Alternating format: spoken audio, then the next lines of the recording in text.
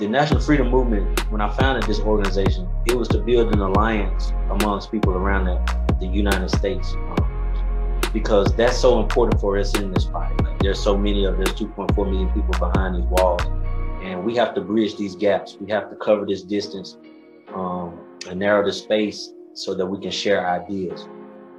And I say that to say, the statement was made a few minutes ago that we need to organize and bring all these organizations together and whatnot. The National Freedom Movement is the organization that the people from the inside are coming to the table as. We're not coming as part of any other organization. We're coming within our own space with our own organization. And when we organize, I want to make this point and then I'm going to get into my slide presentation. This is what we have to have in mind. The carceral state of 2.4 million people, it has grown. This is the 50-year anniversary of the declaration of the war on drugs by President Nixon in 1971. As this institution has grown, it has changed. It has changed character. It has went from politicians and laws to businessmen to all different types of contractors and stuff now. To now we have, and as it has grown, the political clout and the political acumen of the groups, the institutions, and organizations who have now a vested economic interest in maintaining the system has also grown. Like, all of these people now have been involved and invested in the system for a long time. So when we talk about organizing and bringing organizations together, like Latanya pointed out, we need to know what we're organizing against. And these are just some of the organizations and powerhouses that we have. You have the private corrections industry. The two large multi-billion-dollar companies are the two largest. The financial firms that devise the bonds and other mechanisms to fund this stuff. We're starting to see banks pull out of investing. Here in Alabama, we just saw Regions Bank disengage from it and say that they're not going to provide funding. But these are people that are making money. The Attorney Generals and District Attorneys Association all around the United States are vested in this. This is how they maintain their job. The vendors, the ones who sell the shoes and the t-shirts and the food packages and all of that, all of these people. The prison guards union, the largest and most powerful prison guard union in the state is in California. The bail bond companies, all of the money that they're making off of bail bond. And last but not least, one of the ones that we often hear people talk about, the ALEC Corporation. And it was founded in 1970s, coincidentally, right after the declaration of the war on drugs. And I just want to say something about ALEC, just give a few details before we get into it. ALEC has over 2,000 state legislators as members, which is about 1/3 of the nation's total lawmakers. That's what we're organizing against, as well as more than 200 corporations and special interest groups. ALEC has a public safety task force that is a key incubator of the signature law and order legislation that fueled the prison boom in the 80s and 90s, including mandatory minimums, truth in sentencing, and 3 strikes laws. ALEC has also leveraged its membership to lobby for the expanded use of private corporate access to prison labor. So just think about that when we're talking about what it is that keeps us from organizing or coming together with other organizations and creating this platform. We have to overcome this because these people that we're fighting against, they've been together for a long time and they got a lot of power. But where we meet this power, where do we meet this powerful entity that has put itself together?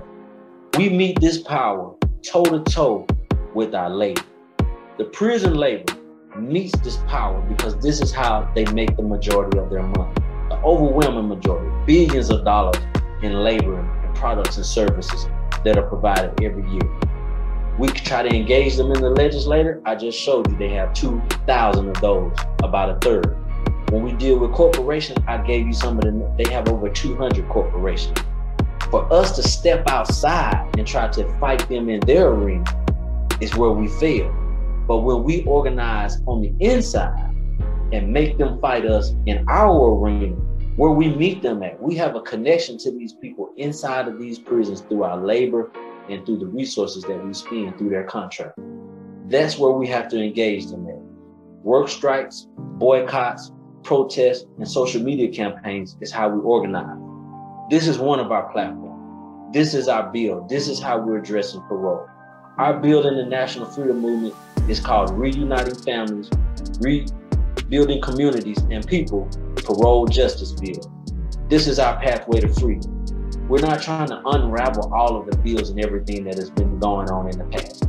We don't have the resources to do that, and we don't have to have them. We need to figure out a way how to get people back to freedom in light of the system that we're fighting against. And this is my presentation. Next slide, please, Savannah.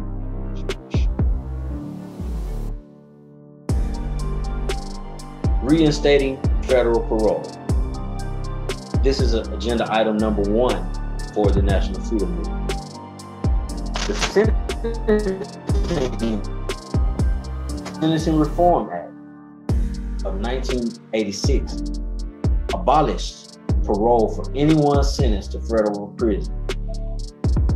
At the same time that the federal government was passing these laws and denying parole, they were also ramping up this war on drugs that ultimately incarcerated over 1 million people since it has been in existence. Next slide, please.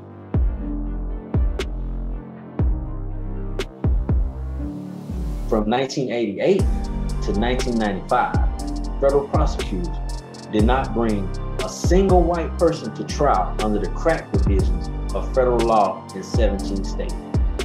This means that this war at one time was targeted specifically to the Black community, and then it transitioned to the brown community. Not a single white person under these crack provisions with the 100-to-1 ratio. These are the injustices. These are the human rights violations that makes this demand legitimate. We're not arguing from a political standpoint. We're not just arguing about parole. We're talking about a systematic, racist approach to incarcerating, denying parole, and keeping millions of people inside of federal prison, some for the rest of their life, under a system that clearly was racially motivated. In 1997, a special report to Congress by the United States Sentencing Commission found that Black people accounted for nearly 90% of all people convicted of federal crack offenses, even though the majority of crack users are white. And yet, all of these people were subjected to this by our government with no opportunity for freedom. They had no way out.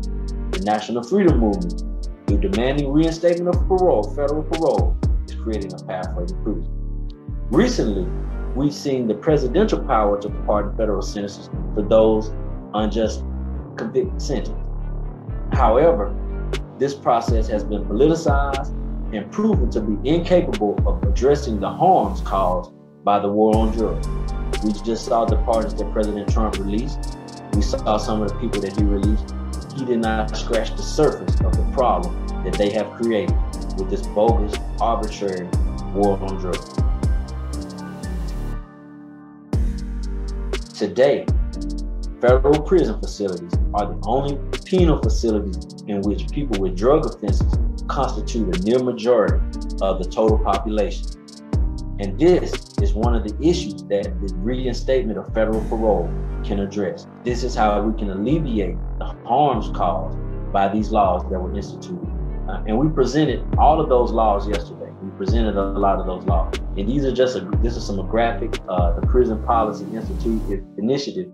If you're not familiar with the Prison Policy Initiative, I recommend you get in tune with them because they're doing phenomenal and amazing research. And these are just some of the figures and numbers to show you what the population of the federal prison system looks like today. And reinstating federal parole will impact approximately 200,000 of these people by reinstating it, and at least 100,000 with the drug offense. And it will guarantee a pathway to freedom for people who were swept up in the since discredited war on drugs and the politics, policies, and laws that were passed to wage this domestic war.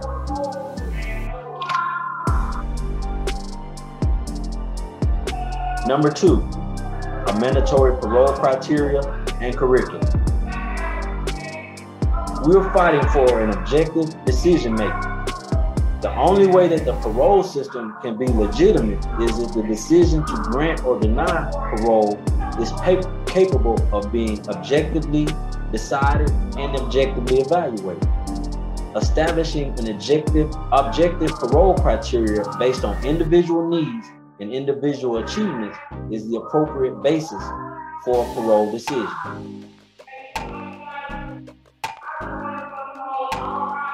When a person is originally prior to being sentenced after conviction, a PSI report is performed by every court. This report details the social history of the individual, details of the crime, education background, and family history. These are the factors that inform the sentence that is to be imposed based on who that person is at that moment, and for that crime. Once that sentence is imposed, every prison system then sends you to an intake prison that does evaluation. They take place at the receiving institution and they evaluate the person's IQ, mental health, social skills, and many other tests. These two processes combined provide enough information to establish a curriculum that individual needs to obtain in order to make parole. They know if he has a GED or not. They know if they have a skill or trade. They know if they have a drug problem or a violence problem or anger management problem. They know if this person needs life skills, social skills. They know all of these things at the point of after intake. They know just what they need and what they're dealing with. That's the reason why they're able to class people up to go to certain prisons. And we're saying that information that is already available needs to be used to create a curriculum to say, this is what you have to accomplish to make yourself ready to re-enter society, because that's what parole is all about. And if you meet that curriculum, then you'll be able to earn an early parole. Individuals with violent offenses will be mandated to the restorative justice program. As we talked about yesterday with the crime bill, the government put in the crime bill stating that this is how the victim's right to protest at parole boards and sentencing hearings came into existence through federal law. The victim then can elect to participate in the program, but this process will then terminate the unnecessary victim's protest at parole hearing. And that's what we're trying to get around. We're trying to eliminate the fact, the prejudice, and all of the other emotional decisions that are being used to justify denying parole and to create an objective, clear-cut standard. If a person gets in a restorative justice program, then the victim has an opportunity to participate in that healing process. If they choose to deny it, that's on them, but the opportunity is there. If they choose to participate in it, then this only adds credence and credibility to the parole curriculum process. In addition, individuals have all types of unique talent. Some are great artists, some are great basketball players.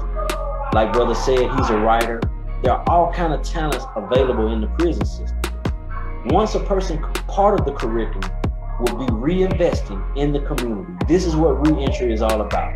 If they get a skill or trade in the lecture, they'll be able to go back to the community. Maybe they'll go through a church, or maybe they'll go through a civic institution or somewhere, and they'll volunteer their services to go back and provide those services to the elderly.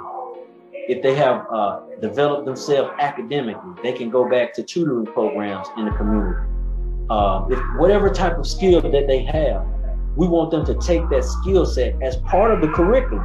This is why they're still locked up. When they get to a community-based facility, part of their curriculum would then be to go back and engage the community with community service, because our images have to be rehabilitated.